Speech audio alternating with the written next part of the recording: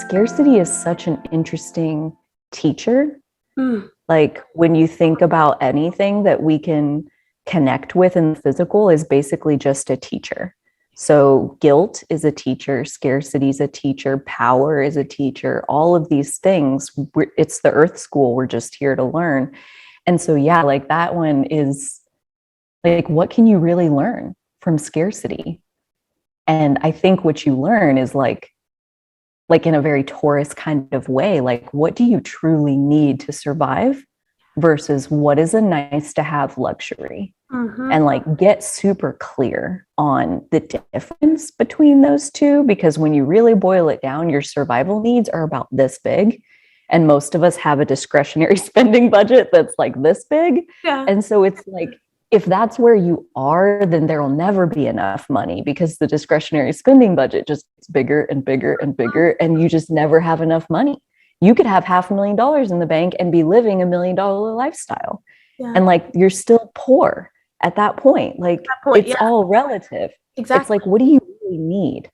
Scarcity breeds you to like the first few years of our business, the grocery store that we opened, the money was tight for like 3 years straight. It was like every single week, are you going to get to pay your bills or not? Like, are you going to have to find some cash from somewhere to pay the bills? And that obviously sucks. Like living week to week like that in scarcity mode sucks. But at the same time, like we optimize the business, we cut every inefficiency that there was, we got it down to its most basic, like needs to be here. These are our necessary expenses. This was all fluff. This was waste that didn't need to be wasted. Right. Like all of these different ways to find value in what you have and make it enough.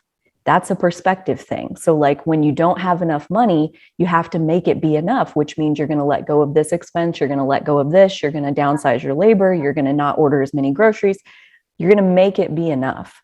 And maybe those changes are exactly what you need to be living.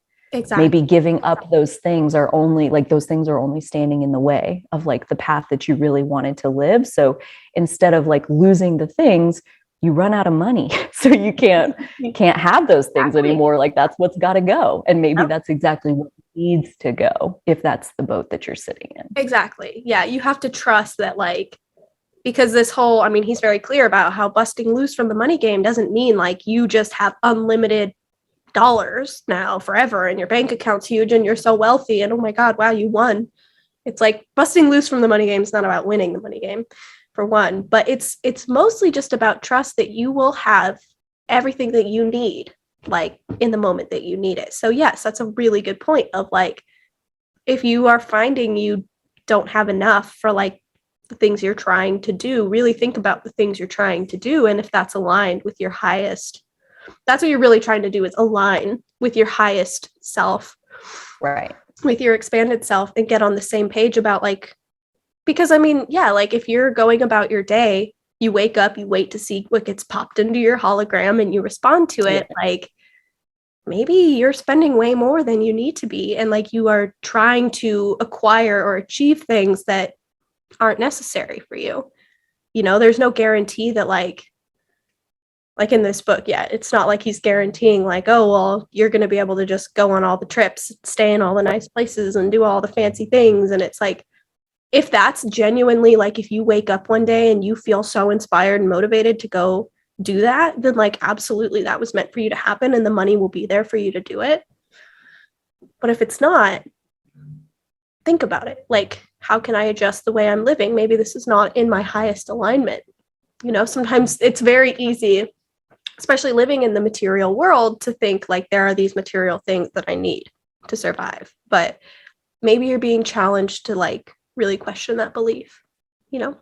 So just to trust in the highest good. Yeah. Yeah. I feel like especially like these 6 to 8 years with Uranus in Taurus, like Uranus being the great liberator, the great awakener, like shaking us free of the ties that bind so that we can elevate and rise to like the full who we were born to be. And Taurus is like the earth realm, like literally shaking loose, like how we find security and stability in the world. Right. So this is like a whole prolonged experience of downsizing and simplifying and like redefining like what is enough. Because if you're saying I don't have enough, you have a like maybe more control than you're giving yourself credit. Well, a lot more control. We're saying like you create your whole life, but it's like enough is relative. So how much do you need? And is there wiggle room in that more than you're acknowledging? Because especially if you're renting, for example, there are cheaper apartments. Mm-hmm. Like if you're, whatever the case is, like there are all kinds of substitutions that we can make, but like literally our ego is what gets in the way of that, where we look at other people our age who already own a home, or they're here and they have this and I don't have that. And like that comparison is what's even setting what do you need. And if you're trying to live up to like a keeping up with the Joneses kind of lifestyle, like most of the time you feel like, yeah, I don't have enough. Right. Because like everything that you get, it doesn't really get you anything like in that fulfillment factor. And then you just want more and more. And then you don't have enough money because you spent it all on stuff. Yep. And it's like, yeah, and that is relative and can happen at any amount of money. There are millionaires who feel like they don't have enough. And that's just eye-opening, or you would think it would be, like obviously money's not what's filling that gap. Exactly. It's like that quote that you showed me, this one, where it's like, you can never get enough of what you don't really need.